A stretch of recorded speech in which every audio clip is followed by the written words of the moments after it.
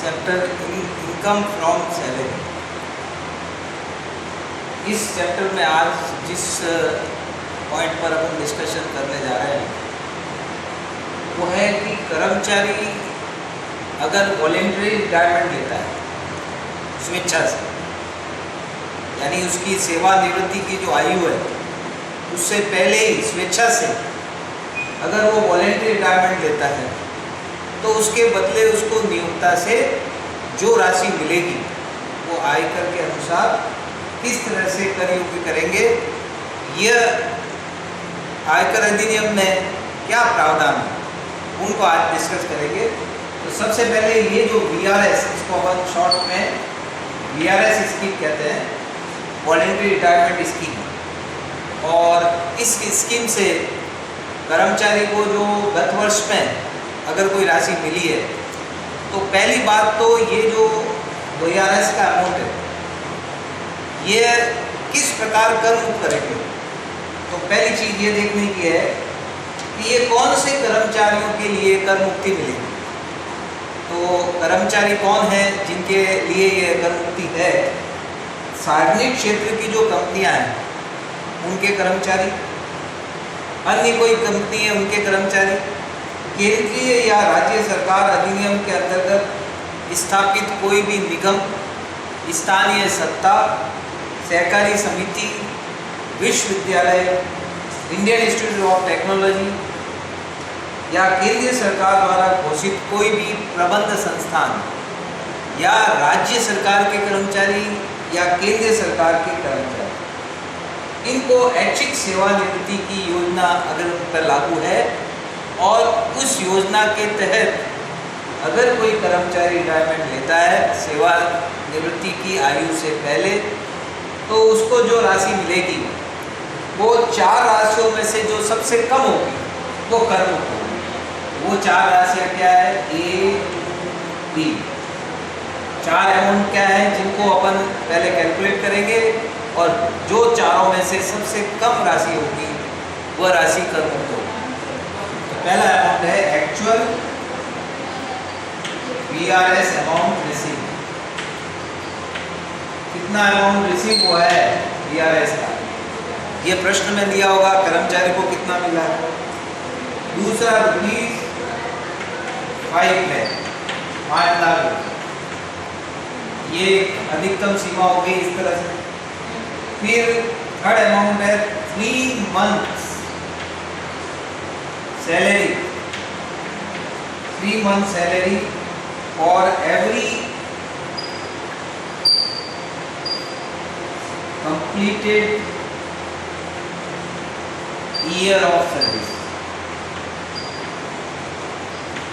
जितने साल उसने पूर्ण वर्षों में सेवा की है उसके प्रत्येक वर्ष के लिए 3 माह की सैलरी, ये कैलकुलेशन है थर्ड अमाउंट। और एक चौथा अमाउंट और है salary of remaining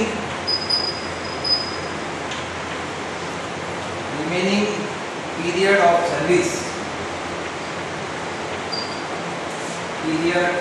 service at the time of retirement। Retirement के टाइम उसको कितना, तो ये 4 अमाउंट कैलकुलेट करेगा। एक्चुअल VRS अमाउंट क्वेश्चन में दिया होगा 5 लाख रुपए, ये जो निर्धारित राशि आयकर के अनुसार। 3 महीने की सैलरी जितने कंप्लीटेड ईयर ऑफ सर्विस है, यहाँ कंप्लीटेड ईयर ऑफ सर्विस का मतलब मंथ की सर्विस को छोड़ दें, केवल सेवा अवधि जब निकालेंगे तो वर्षों की सेवा को ही शामिल करें। दूसरा 3 महीने की सैलरी निकालनी या मीनिंग ऑफ सैलरी क्या है अभी देखते हैं।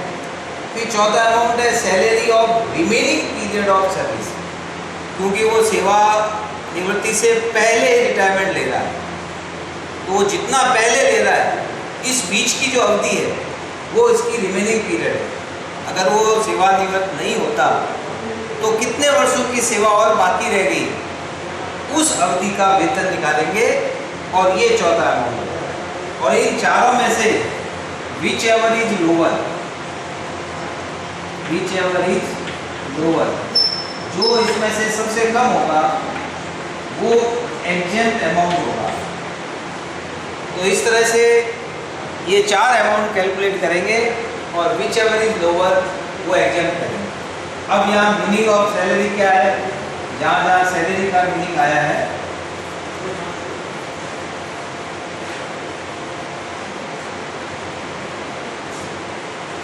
मीनिंग ऑफ सैलरी, तो यहाँ सैलरी का मीनिंग क्या है, तो बेसिक लेंगे प्लस बीए लेंगे अगर under the terms of service हो, प्लस कमीशन लेंगे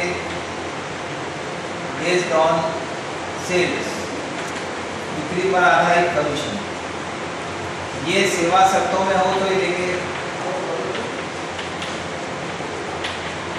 सेवा शर्तों में हो तो लेना है डीए को, तो बेसिक प्लस डीए सेवा शर्तों में हो और कमीशन जो बिक्री पर आता है।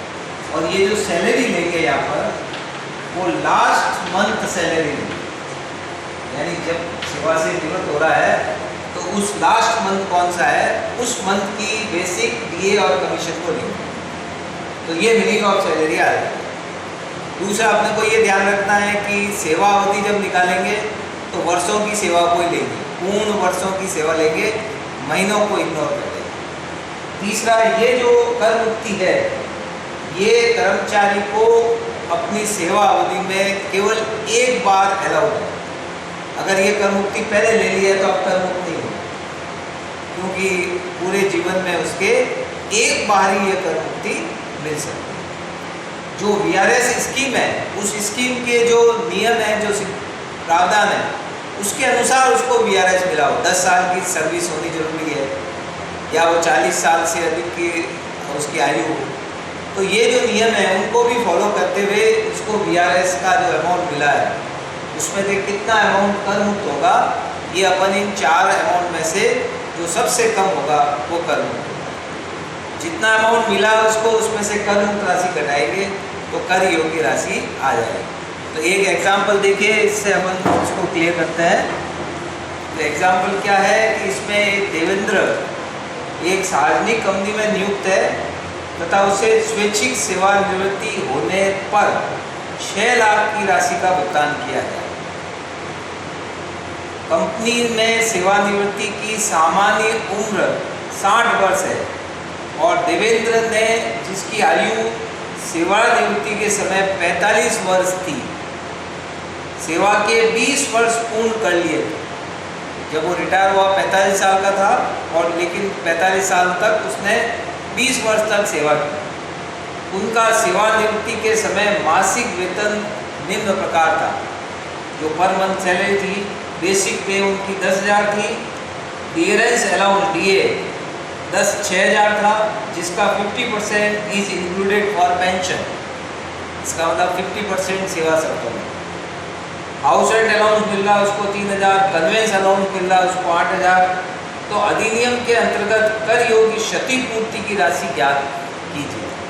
तो देखिए, सबसे पहले यहाँ आपको 6 लाख रुपए जो वीआरएस अमाउंट मिला है उसमें से कितना एग्जेम्प्ट होगा। तो अगर मीनिंग ऑफ सैलरी देखें यहाँ पर तो इसमें बेसिक और डीए 2 चीज़ें हैं।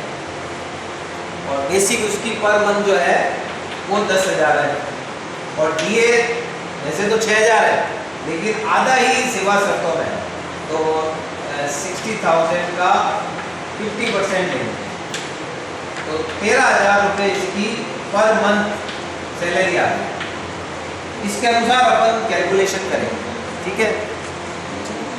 अब देखिए कैलकुलेशन क्या करना है अपने को। Calculation of exempt amount of VRS. A amount लेंगे एक्चुअल वीआरएस अमाउंट रिसीव, वो है 6 लाख। दूसरा जो स्पेसिफाइड अमाउंट है, अधिसूचित जो अमाउंट है वो है 5 लाख। तीसरा अमाउंट लेंगे अपन 3 months सैलरी और every completed year of service, every completed year of service. तो 3 महीने की सैलरी 13,000 रुपये है पर मंथ, 3 महीने की मल्टीप्लाई करेंगे और जितने साल सेवा की वो है 20 साल, 20 से मल्टीप्लाई करेंगे, ये अमाउंट आएगा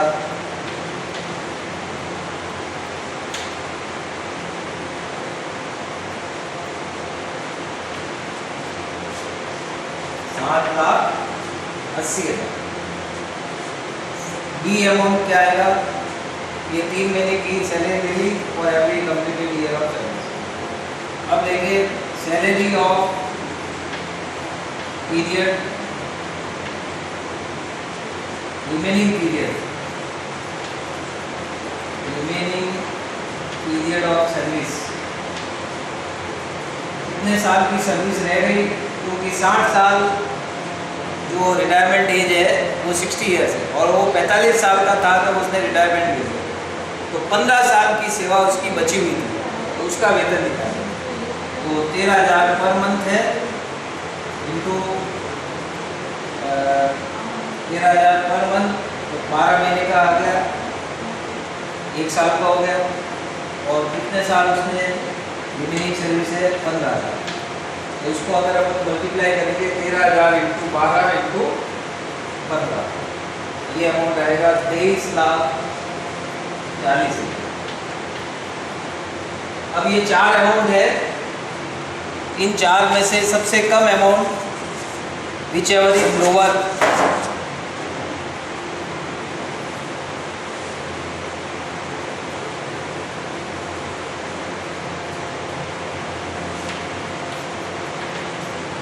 which ever is lower, इनमें से सबसे कम है दैट इज ₹5 लाख। 5 लाख रुपए एग्जैक्ट अमाउंट ऑफ VRS, तो टैक्सेबल कितना हो जाएगा, taxable amount of VRS 6 lakh रुपए उसको मिला था, उसमें से माइनस 5 लाख एग्जैक्ट हो गया, तो टैक्सेबल अमाउंट आएगा 1 लाख। तो इस तरह से ये क्वेश्चन जो है सॉल्व होगा, VRS का अमाउंट किस तरह से एग्जैक्ट करते हैं, ये अपन ने इस प्रॉब्लम में सॉल्व किया। तो आज अपन ने जो VRS स्कीम है उस स्कीम के तहत कर मुक्त राशि कैसे कैलकुलेट करते हैं इसको आज अपन ने कवर किया।